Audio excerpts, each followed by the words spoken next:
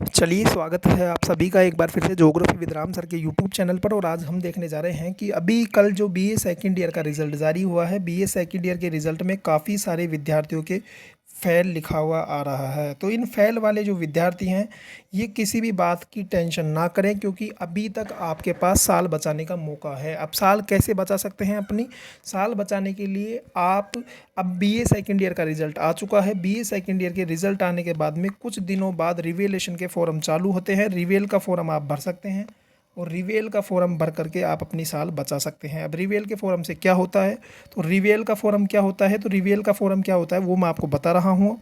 आप देख लीजिएगा रिवेल के फॉर्म में क्या होता है। जब आप कॉपी के रिवेल लगाते हैं, मान लीजिएगा आपके 2 पेपर बैक हो गए हैं जिस कारण आप फेल हो चुके हैं और आपके रिजल्ट में फेल शो हो रहा है, तो आप रिवेल का फॉर्म भर सकते हैं। अब रिवेल के फॉर्म के भरने की जो फ़ीस है वो 430 रुपये होती है। तो आप ई मित्र के माध्यम से या स्वयं अपने फ़ोन पे के माध्यम से अपने रिवेल का फॉर्म भर सकते हैं। रिवेल के फॉर्म जब स्टार्ट होंगे तो मेरे द्वारा आपको वीडियो बना करके जानकारी दे दी जाएगी, तो आप रिवेलेशन का फॉर्म अपना भर लीजिएगा। अब बीए सेकंड ईयर के स्टूडेंट्स को पास किस तरीके से रिवेल में वो पास हो सकते हैं, किस तरीके से अपनी साल बचा सकते हैं, तो देखिएगा। यदि आपके रिज़ल्ट में फेल लिखा हुआ आ रहा है, तो फेल लिखा हुआ यदि आपके आ रहा है तो आप अपना रिवेलेशन का फॉर्म भर दीजिएगा। मान लीजिएगा आपके 2 पेपर बैक हैं, तो उन बैक पेपरों में आपके अगर एक पेपर में नंबर बढ़ जाते हैं, नंबर अगर आपके इंक्रीज़ हो जाते हैं, तो आपके एक पेपर जो रहेगा वो आपका ड्यू रह जाएगा। इस कारण आप सप्लीमेंट्री मान लीजिएगा, अपने आपको सप्लीमेंट्री आप मान लीजिएगा, आप सप्लीमेंट्री की तरह आ जाएंगे। और जो आपका एक जो ड्यू पेपर है वो आपका थर्ड ईयर की एग्ज़ाम के साथ साथ लग जाएगा। इस तरीके से आपका रिवेलेशन का फंडा होता है, ठीक है।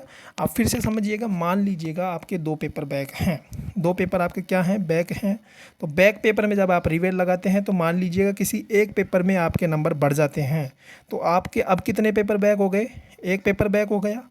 तो एक पेपर जो बैक हुआ है उसके कारण आपके, यदि आपके 2 पेपर पहले कितने पेपर बैक थे, 2 पेपर बैक थे, अब आपके कितने पेपर बैक रह गए, एक पेपर में यदि नंबर बढ़ गए हैं तो आपके कितने पेपर बैक रह गए, एक पेपर बैक रह गया। तो वो एक पेपर आपका थर्ड ईयर की एग्ज़ाम के साथ साथ, जो आप फाइनल ईयर में जब आप फॉर्म भरेंगे उसकी जब आपकी एग्ज़ाम लगेगी, तो उसके साथ साथ आपका सेकेंड ईयर का एक पेपर आपका थर्ड ईयर की एग्ज़ाम के साथ साथ लग जाएगा। इस तरीके से ये फंडा होता है और उस एग्ज़ाम में आपको वो पेपर देना पड़ेगा जो आपका बैक रहा था।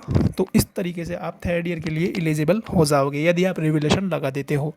और रिवेलेशन आप यदि नहीं लगाते हो तो आप फेल हो, आपकी साल ख़राब हो जाएगी। तो जब रिवेलेशन का फॉर्म आए तो सभी विद्यार्थी अपडेट रहें और मेरे से कमेंट करके किसी भी प्रकार की यदि आपको कोई समस्या हो तो आप पूछ सकते हैं। बाकी मैंने आपको बता दिया है कि किस तरीके से आप अपनी साल बचा सकते हैं। अब सेकेंड ईयर के विद्यार्थियों में दूसरी बात क्या है, सेकेंड ईयर के विद्यार्थियों के कई विद्यार्थियों के रिजल्ट में पीपीएसओ लिखा हुआ आ रहा है। पीपीएसओ का क्या मतलब होता है गुरुजी?